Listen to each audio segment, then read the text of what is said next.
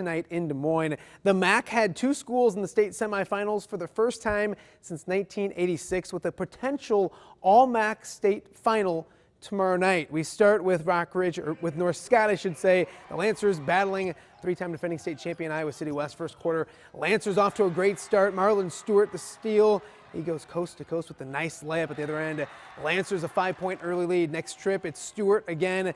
This time with the rise and fire three. North Scott up 11-4. Late first quarter, Lancers keep firing. This time it's Cortez Seals splashing home three more. North Scott up 16-7 after one. They led by 6 at the half. Second half, Iowa City West gets within 2. Stewart attacks, scores, and gets fouled. Lancers up by 5. Next trip, it's Tanner Grieve getting free in the corner and burying the big trifecta. North Scott up 41-33 in the fourth quarter, and the Lancers would pull away late. Stewart, 2 more of his game high 23. Lancers up by 8. Later in the fourth, it's Ricky Grimes going right to the rim and putting home 2 more. Lancers up 47-39 at that point. North Scott punches their ticket to the state championship game with a 57-51 victory. So could it be an all-MAC championship? Pleasant Valley and Des Moines Hoover hooking up in the second semifinal, second quarter. Pleasant Valley dominating inside. Carter Milam with the bucket. Spartans up by 6. A few trips later, it's the Spartans going right back to the paint. Will Carius attacking and scoring 17-11 PV. More Spartans, more Carius, the junior, with another bucket inside. Pleasant Valley up 23-18 at the half. Third quarter, Spartans building on their lead. Carius finds Jeffrey Cardell for the huge three-pointer. PV up 26-18. A few trips later, it's Carius again, this time doing the honors himself.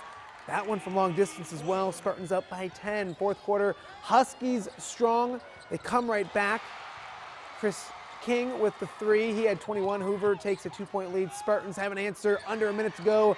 Carter Milam grabs the loose ball, gets the bucket and the foul. Pleasant Valley back up by 2, and they never give the lead back. The Spartans advance to the state championship game for the first time since 2006, 42-40, setting up a big night tomorrow night for the MAC. Greg Armstrong anchors our coverage from Des Moines.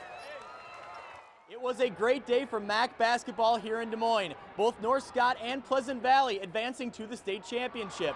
But before the Lancers could move on, they'd have the tall task of taking out the 3-time defending state champions, Iowa City West. And the Lancers would do just that. The keys was just staying focused and staying together as a team. We'd made our run and we knew they'd make their run again. And we just stuck together like we always have, and it worked out perfectly. They're a great team, 3-time defending state champs. A lot of respect for those guys, and we knew it was going to be a tough game coming in. We know them well. We've played them a lot in the summer, so it means a lot to beat them. For the last 4 years, we've always wanted to go out and play the best teams, and we definitely did that this summer with all the traveling that we did. And, all those games have prepared us for this, and we feel good, we feel confident, and we'll enjoy this today, but then we'll get back to work tomorrow morning and have some fun tomorrow night. We got a lot of confidence going into the next game, knowing we just beat the 3-time state champ, and I think our confidence is just through the roof now. It was a great feeling, but like I said, our goal wasn't to come up here and beat the defending state champions. Our goal was to come up here and win state, and I'm just glad that we are able to stay together and move on. In order to set up the All-MAC championship, Pleasant Valley had to get past Des Moines Hoover. And although they would see a 10-point lead disappear in the second half, the Spartans would come up clutch down the stretch, and their fantastic season continues.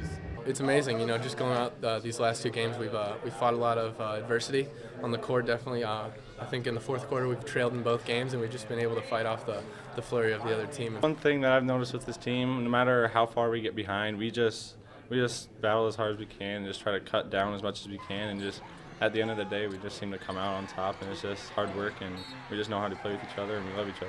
I mean, every team's going to have some runs, and it's just the way you're going to respond to it. And we didn't respond as well as we could have to their aggressive defensive play and their offensive runs, but we just did it enough to pull it out. Unbelievable. I don't think I've been more proud of a group of guys before. And things didn't go our way there toward the fourth quarter, but we did enough of the little things. We beat them on the glass and got the ball where we wanted at the end of the game, and just really proud of them. So it will be a historic night at the state tournament in Des Moines tomorrow. Only the second time where 2 MAC teams will meet in the state championship, the last time being 1986. Pleasant Valley and North Scott for a state title tomorrow night. WQAD will have full coverage at 6 and 10. In Des Moines, Greg Armstrong, WQAD Sports. Thanks so much, Greg. Corey Kuffler will be at Wells Fargo Arena live at 6 and at 10. If you can't make it to Des Moines, don't worry, we got you covered once again. Tomorrow's 4A state championship game will be seen live on MyTV WQAD 8.3. Let's head to the land of Lincoln, where Rockridge invaded Peoria tonight for the first time ever in state semifinal action. To the Carver Center we go. Rockridge battling Decatur St. Teresa. Third quarter, Rockets down 10. Coming back, Dakota McManus with the bucket inside. Rockridge within 8. Later in the third, it's Gentry Whiteman with the huge three-pointer right here. Rockets hanging tough, down 30-20. Bulldogs answer back with some defense. Christian Williams, the steal, he goes the other way for the slam. He had 19 points. St. Teresa up by 14. Rockets, though, rallying once again. Luke Johnson spots up, drills the trifecta. Rockridge back within just 9. A few trips later, it's the senior once again from long range. Rockets down just 8 after 3 quarters. To the fourth we go. Rockridge won't go quietly. BRYAN Heath drills the trifecta of his own. He had 13 on the night. Johnson adds 12, but it's not quite enough. Rockridge falls 50-39. Corey Kuffler has more from Peoria. In their first ever trip to the state semifinals, Rockridge started offensively a little bit slow, only hitting 4 shots in the first half.